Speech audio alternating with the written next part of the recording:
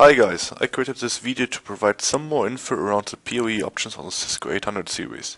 First, I'm going to show you the upgrade kits and highlight the differences.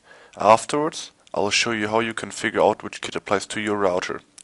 As a last step, I'll show you how to install these kits.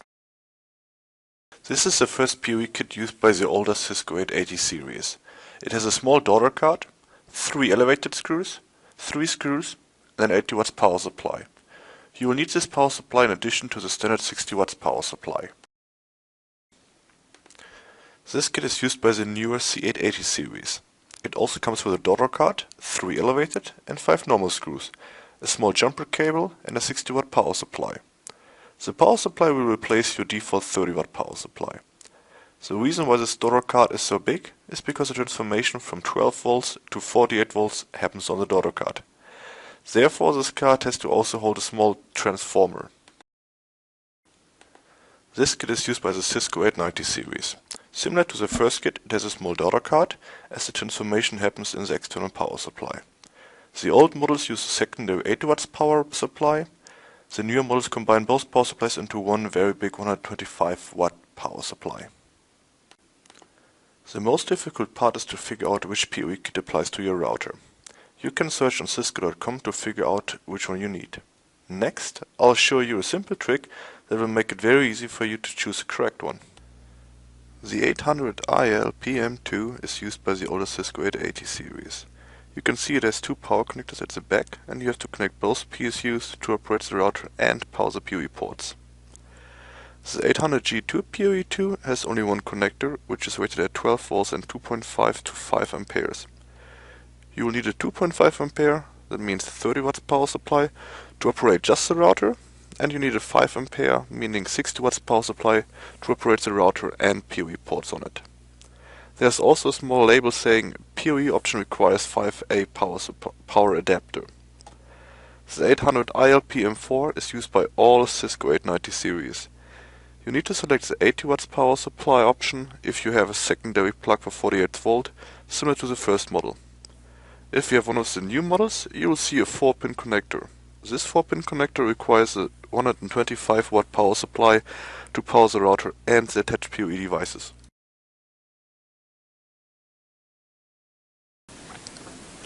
As the first step, we have to open the chassis.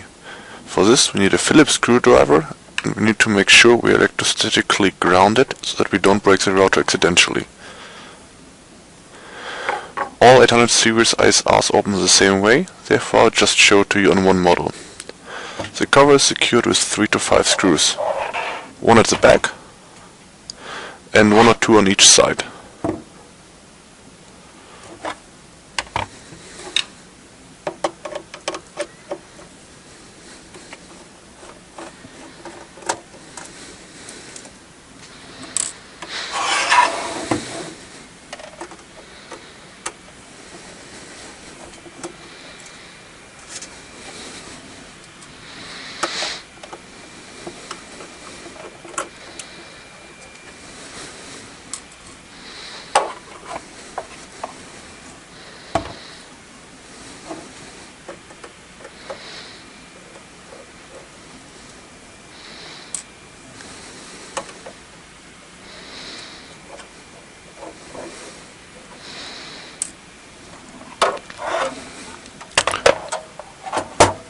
Once all screws are removed, we can easily flip the cover up. Just from the back here. Please make sure you don't disconnect the wires between the cover and the router. These are connected to the walls and to the front cover.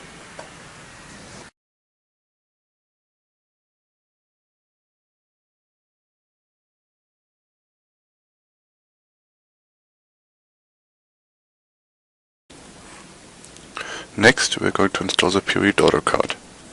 This upgrade kit contains the Daughtercard, 3 screws, as well as 3 elevated screws. Of these 3, there possibly are 2 slimmer and 1 slightly wider. If your elevated screws have the same size, it obviously doesn't matter which one goes where. If you have 2 slim and 1 bigger one, by default, the bigger one goes into the bottom left corner. You will also see that the motherboard is marked differently here. First, install the 3 elevated screws. Hand tight is good enough.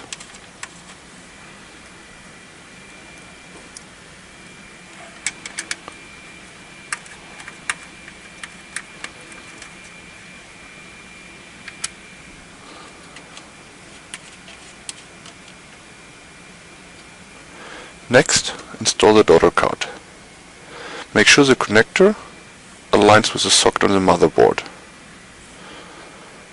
The screw holes should align automatically.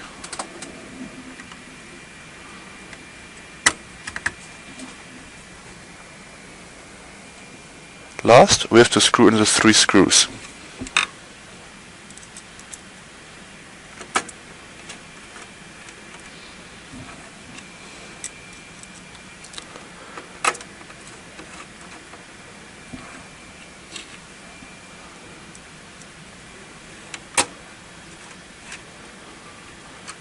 Now the Daughtercard is installed properly, and we are done.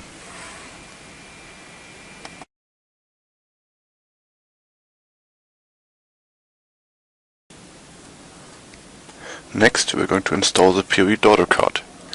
The upgrade kit contains the Daughtercard, 5 screws, 3 elevated screws, and a little jumper cable. First, remove the 3 screws that are pre-installed in the holes for our elevated screws.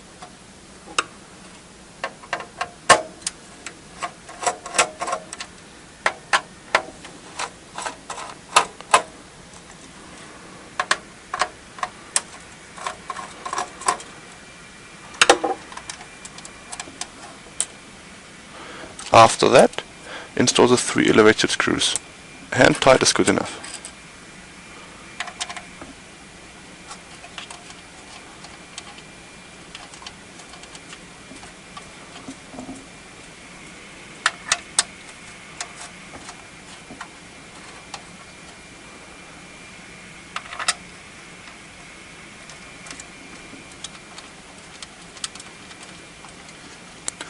Now, install the Daughtercard. Make sure the connector at the bottom aligns with the socket on the motherboard. The screw holes should align automatically.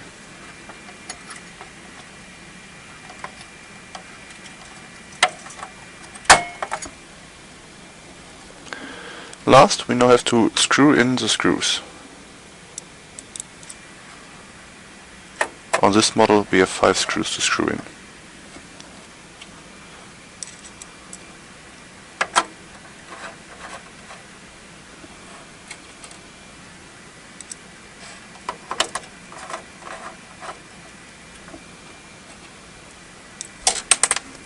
Whoops.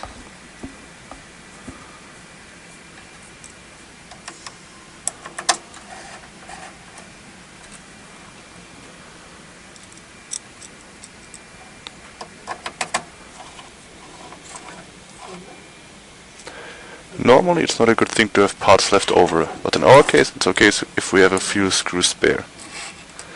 Now don't forget to install the jumper cable. On this model the transformation happens on the Daughtercard. Do not overload the connector. Cisco designed this model to use a little jumper cable. Just clip one end on the motherboard. You will see there's 2 connectors, but just one of them will fit.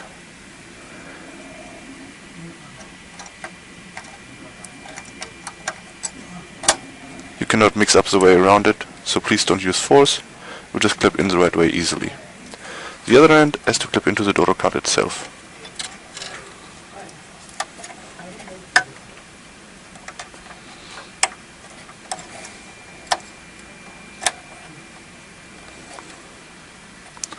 And we're done.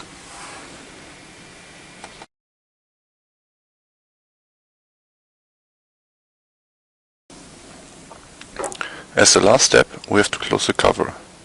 Make sure the ledges of the cover are in the holes of the base. You just have to put the base gently onto the ledges to achieve this. You can see there are about 4 ledges in the cover here. Now push down the cover. In case you have an integrated wireless model, be careful with the antenna connectors.